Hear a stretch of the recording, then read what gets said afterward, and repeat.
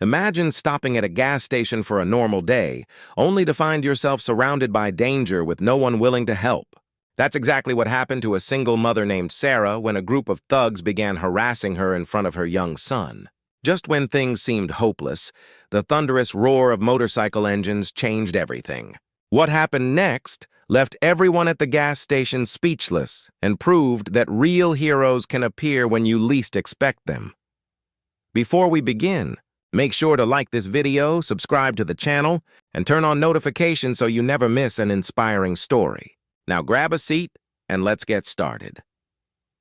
The afternoon sun beat down on the outskirts of Dallas, Texas, turning the asphalt of the small gas station into a shimmering sea of heat. Sarah Mitchell pulled her aging blue SUV beside pump number 4 and switched off the engine. For a moment, she simply sat there, gripping the steering wheel. It had been a long day. She had just finished a morning shift at a local diner and was heading to her evening cleaning job across town. Every dollar mattered. In the back seat, her 6-year-old son, Ethan, slept peacefully, clutching a worn, stuffed dinosaur. Sarah smiled softly at him. Life hadn't been easy since her husband, Daniel, had died in a construction accident 2 years earlier. The medical bills, the funeral costs, and the responsibility of raising a child alone had nearly broken her. But every morning she got up and kept moving forward for Ethan's sake. She stepped out of the SUV and inserted her credit card into the gas pump. As gasoline flowed into the tank, Sarah mentally calculated how much money she would have left after paying rent and buying groceries. The numbers never seemed to work in her favor. The quiet afternoon was suddenly interrupted by the roar of a lifted black pickup truck pulling into the station. The vehicle stopped near Sarah's pump, and 3 men climbed out. Their loud laughter immediately drew attention from everyone nearby. One of them, a tall man with tattoos covering both arms, spotted Sarah standing alone. He smirked and elbowed his friend. "Well, look what we have here," he said loudly. The others laughed as they walked toward her. Sarah lowered her eyes and focused on the pump, hoping they would simply move on. Instead, they stopped only a few feet away. "Hey, sweetheart," another man called. "Why so serious?" Sarah ignored him. "Come on," the first man continued. "We're just trying to be friendly." She took a deep breath and calmly replied, "Please leave me alone." The men exchanged amused glances. Rather than backing away, they moved closer. Inside the SUV, Ethan stirred awake. He rubbed his eyes and looked through the window. The smile disappeared from his face when he saw the strangers surrounding his mother. Sarah could feel her heart beginning to pound. She glanced around the station. Several customers had noticed what was happening, but nobody seemed willing to intervene. One man quickly looked away. Another climbed into his car and drove off. The tallest thug leaned casually against her SUV. "You're not very talkative, are you?" he mocked. "Move away from my vehicle," Sarah said firmly. The man laughed. His friend suddenly reached out and grabbed the gas nozzle from her hand before tossing it onto the pump. Gasoline splashed onto the concrete. Sarah stepped backward in shock. "What's wrong?" One of them sneered. "We're only having a little fun." Fear crept into her chest. She reached into her pocket and pulled out her phone. Before she could dial 911, one of the men slapped it from her hand. The device crashed onto the pavement. Ethan pressed both hands against the window and shouted, "Mom!" Sarah bent down to retrieve her phone, but the men closed in around her. For the first time, genuine panic filled her eyes.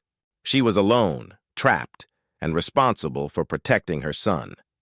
Then, from somewhere beyond the highway, a distant rumble echoed through the air. At first, it sounded like approaching thunder.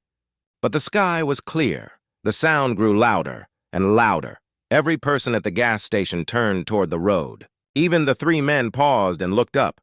A long line of motorcycles was approaching fast. Safe. The tension slowly faded from the parking lot. The bikers relaxed and gathered near their motorcycles while the police finished their reports. Ethan finally climbed out of the SUV and ran straight toward his mother, wrapping his arms around her waist. "It's okay now, Mom," he whispered. Sarah knelt down and hugged him tightly. "I know, sweetheart." Nearby, Mike watched the touching moment with a smile. He had seen difficult situations before during his years in the military, but helping people like Sarah always reminded him why kindness mattered. A few minutes later, Ethan walked over to Mike. The little boy looked up at the tall biker and asked, "Were you scared?" The surrounding bikers chuckled softly. Mike crouched down to Ethan's level. "Sometimes," he admitted, "being brave doesn't mean you're never scared. It means you do the right thing even when you are." Ethan thought about that carefully. "My dad used to say something like that." Sarah's eyes filled with tears. She hadn't expected to hear her son's father mentioned. Mike gently placed a hand on Ethan's shoulder. "Your dad sounds like a smart man." Before leaving, several bikers helped Sarah refill her gas tank. One rider even paid for it anonymously. Another handed Ethan a small biker club patch as a souvenir. The simple acts of kindness overwhelmed Sarah. "You don't know what this means to us," she said. Mike smiled. "Actually, we do. Everyone needs help sometimes." As the sun began setting over Texas, the motorcycles started their engines once again. One by one, the riders prepared to continue their journey. Before Mike put on his helmet, Sarah stopped him. "Why did you help me when everyone else looked away?" Mike paused for a moment. Then he answered, "Because if we see someone being treated unfairly and do nothing, we're part of the problem. The world gets better when ordinary people choose not to walk away." Sarah would never forget those words. The bikers rode off into the evening, disappearing down the highway as quickly as they had arrived. The roar of their engines gradually faded into the distance. Months later, Sarah's life had improved. She found a better job, Ethan was doing well in school, and they often talked about the day strangers came to their rescue.